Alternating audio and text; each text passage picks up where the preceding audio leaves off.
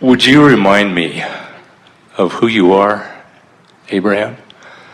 You started out this morning, and that really blew my mind when you said hello, and then you said goodbye. And now I have a hard time distinguishing between, and I know that this is true and real what I'm feeling, but I just want to hear it, some sort of affirmation or just validation of who Abraham is. Well, when Esther stands here in readiness to allow us to speak to you, she says, Abraham, I want to speak clearly your words. And that's her way of saying, I want to be an accurate interpreter of the vibration of Abraham. Now, recently, she's added to that, because of questions like the one that is pulsing within you. Abraham, I want the part of me that is you to dominate during this time.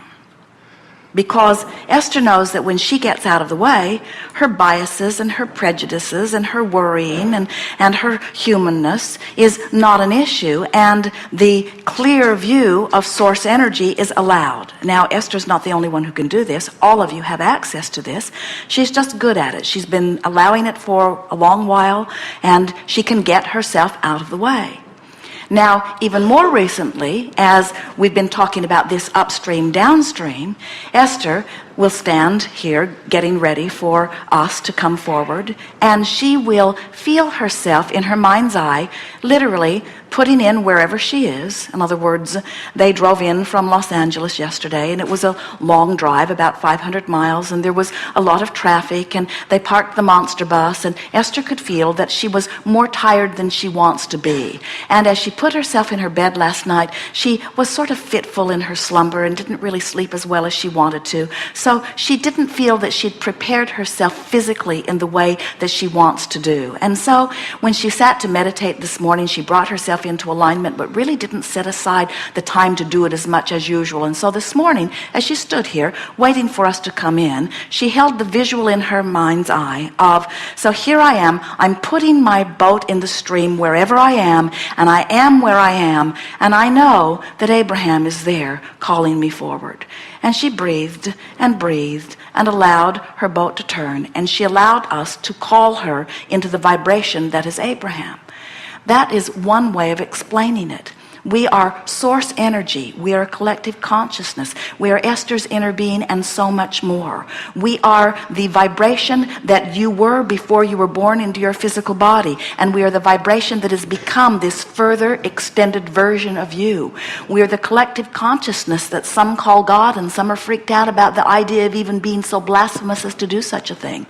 In other words, we are pure non-physical energy. We are vibration. We are source. We are that which is within you. We are the culmination of every hope and dream that you've ever had. We stand as that vibrational place. Now, in an environment like this where you all focus and draw us forward, we are as deep as you need us to be, as broad as you need us to be. We are as humorous as you want us to be. We are as knowledgeable as you want us to be. We have the answers as deep as the questions that you can ask. A teacher is what we really are. We are a teacher to the core of our being.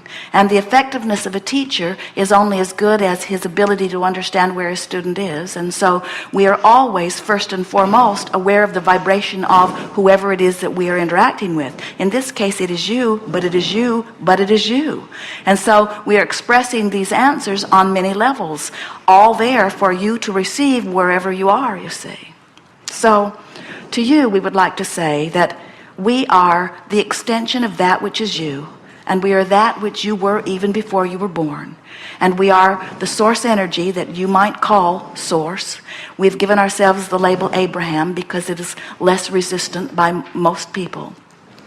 Everyone here, everyone on the planet have access to that which we are. We are as expansive as you ever ask us to be.